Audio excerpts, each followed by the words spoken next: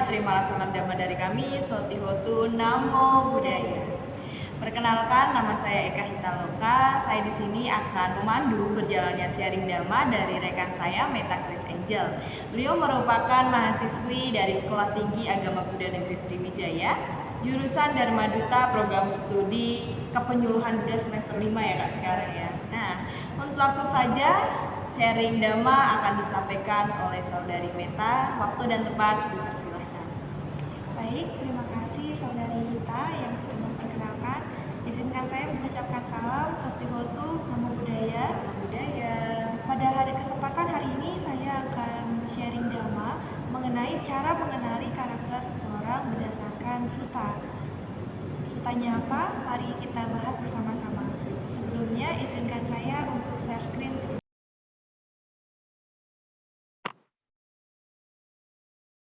Nah, baik.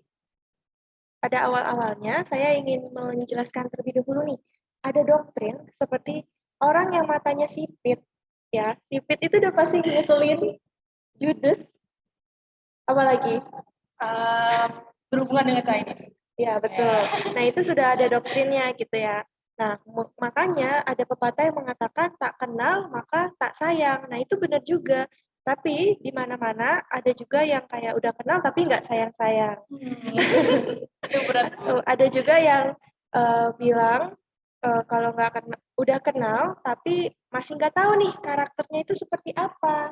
Nah, makanya itu dari hari ini pada sutta ini kita akan mengetahui nih, tak kenal maka tak tahu karakter seperti apa yang dimiliki. Oleh karena itu, kita harus mengenali seseorang dari karakternya terlebih dahulu. Nah, bagaimana mengenalinya?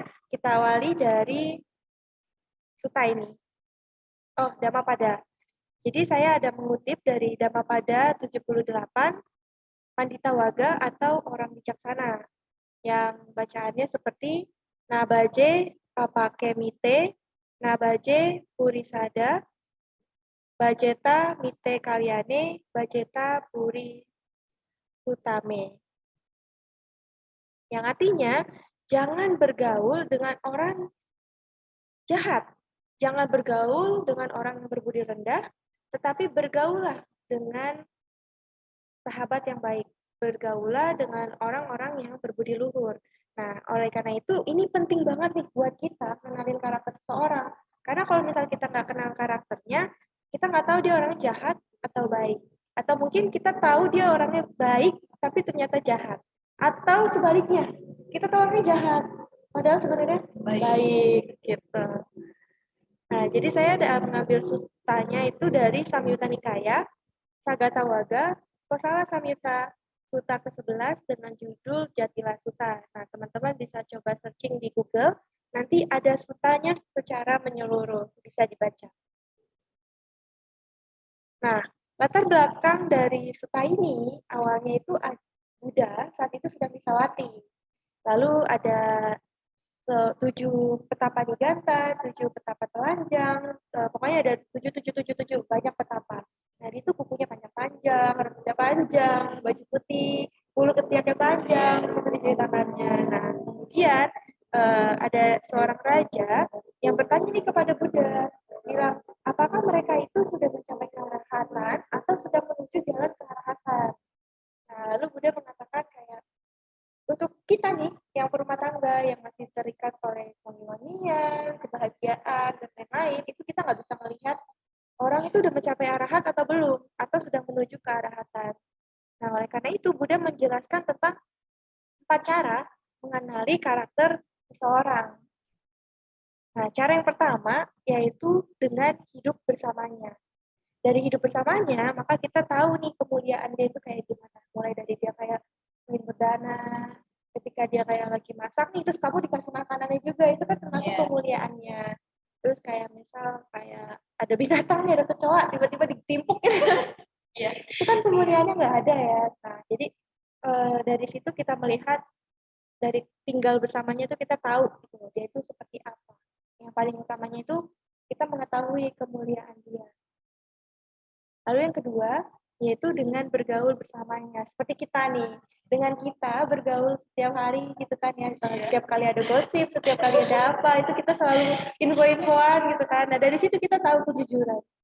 Kayak dari kita mungkin dengar dari siapa, terus nanti aku menjelaskan ke kita, lalu kalau enggak aku menyampaikan ke kita dengar lagi dari orang, ternyata punya aku benar gitu, berarti jujur gitu kan. Seperti kayak ada apapun jujur, apapun kondisinya. Nah, itu salah satu cara mengenali karakter seseorang. Kalau misalnya dia sudah satu kali aja berbohong sama kalian, walaupun demi kebaikan, itu juga patut dipertanyakan nih karakter dari teman kita. Nah, yang ketiga yaitu melihatnya dalam kesulitan. Ketika kita melihatnya dalam kesulitan, kita mengetahui ketabahan dari orang tersebut. Seperti contohnya ketika lagi sulit nih, kita mungkin lagi sulit gitu kan, lagi ada masalah, lagi ada tugas banyak gitu kan. Nah, ketika kita mau minta tolong sama orang tersebut, ternyata orang tersebut, gitu aja, ini gue lebih susah, gue lebih gini, lu nggak tahu gue dulu seperti ini, udah Adu kayak, nasib jadinya. iya, udah adu nasib. Nah, itu patut dipertanyakan nih karakter teman kita seperti itu. Karena kan kita membutuhkannya karakter teman gitu ya, yang baik, yang pengertian. Nah, di sini teman-teman udah bisa membedakan deh bagaimana karakter yang baik dan bagaimana karakter yang buruk. Walaupun memang setiap manusia itu punya karakter yang berbeda-beda. Ada yang menurut mereka ini baik, ada yang menurut mereka buruk, tapi berbeda persepsi, beda lagi. Ya, beda orang, beda cerita. Betul. Jadi menurut kita mungkin buruk, tapi menurut orang lain itu baik. Ya, seperti itu. Jadi ini semua tergantung dari persepsi masing-masing ya. Nah, yang keempat yaitu dengan berdiskusi bersamanya. Dengan berdiskusi bersamanya, maka ditemukan kebijaksanaannya. Seperti contohnya nih, lagi curhat. Ya, gitu kan. betul. Nah, kemudian si teman kita atau siapapun itu orang tua, guru, atau siapapun pokoknya, karena kan karakter yang saya jelaskan ini tidak merujuk kepada teman, tapi di sini saya mencontohkannya kepada teman, karena itu yang paling dekat dengan kita.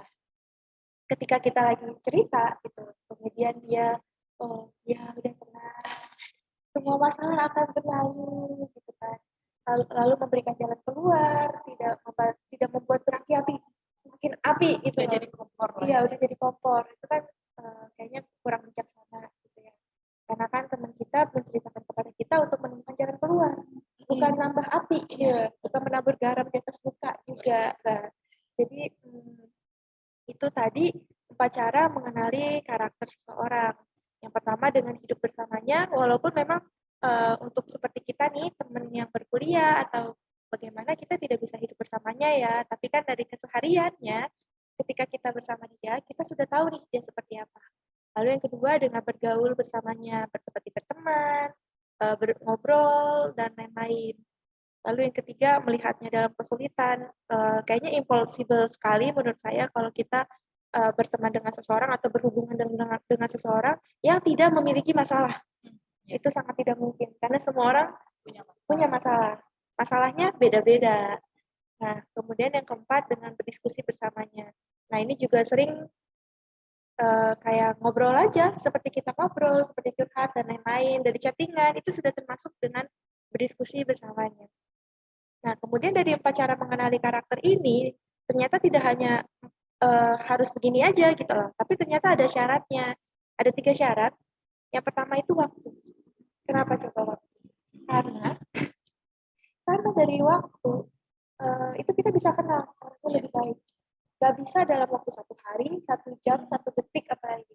Kadang ada orang bilang gini, baru ketemu nih, baru tatap-tatapan, gue udah tahu nih karakternya, pasti judes dari ketemu, dari misalnya kita di perkuliahan gitu ya, kita kan nggak kenal semua mahasiswanya, tapi ketika kita bertemu nih, baru tatap-tatapan, berpas-pasan, udah tahu, ini anak sombong, ini anak judes, atau sebagainya macamnya. Nah, menurut Buddha itu nggak bisa. Jadi cara kita mengenali karakter seseorang itu butuh waktu yang sangat lama. Bahkan kadang katanya 1 tahun itu nggak cukup. Jadi kadang orang tuh sebisa mungkin menutupi keburukannya, benar nggak? Iya, benar. Jadi kalau baru temenan 1 tahun biasanya nggak kelihatan, masih bisa masih menutupi. Tapi ketika sudah berteman 10 tahun, 15 tahun, udah tahu nih busuk-busuknya dia seperti apa gitu kan. Jadi semua itu butuh waktu. Cara mengenali karakter juga sama, butuh butuh waktu untuk bisa tahu karakternya apa. Dan nggak bisa, walaupun kita udah tahu, nggak bisa langsung kayak, oh ini karakternya seperti ini. Iya. Karena biasanya beda. Kayak ketika kita ini di tahun ini begini karakternya. Tahun Tapi depan bisa iya jadi tahun depan berubah. berubah gitu. Jadi nggak bisa kita persepsikan atau kita doktrin, kita kunci bahwa itu karakter dia. Seperti itu. Nah, kemudian yang kedua yaitu memperhatikan ketika kita sedang berhubungan gitu ya. Sebagai manusia sosial kita kan berhubungan. Yang tadinya waktu, nah yang kedua yaitu memperhatikan. Dari memperhatikan itu kita tahu nih karakternya seperti apa. Kalau nggak diperhatiin mana tahu, kayak cuma lewat. Orang nggak kenal lewat aja kan nggak peduli. Mau dia karakternya seperti apa, mau dia baik, mau dia jahat, terserah dia gitu kan. Tapi kalau misalnya kita ingin mengetahui karakter seperti apa orang tersebut, ya aku nih mau tahu karakter Hita seperti apa. Aku harus perhatiin dulu Hita itu seperti apa. Kayak, oh Hita hari ini makan bakso. Oh hari ini Hita bertemu dengan siapa. Oh Hita hari kalau masalah ngomongnya nggak kasar gitu. Nah jadi seperti itu dari waktu yang lama, lalu kita memperhatikan sikap dan tingkah lakunya teman kita atau kolega kita, itu kita bisa tahu nih karakternya seperti apa. Nah, kemudian yang ketiga, yaitu dengan kebijaksanaan. Nah, ini tadi udah sempat nih ditarik ulur dari tadi. Ketika kita mengenali seseorang, nggak bisa kita kunci. Itu karakter dia. Karena kan kita berubah-berubah. Manusia itu berubah terus. Ketika menghadapi masalah, lalu sembuh, karakternya berubah. Ketika bertemu orang baru, karakternya berubah. Gitu kan. Nah, jadi kita perlu bijaksana juga nih untuk mengenali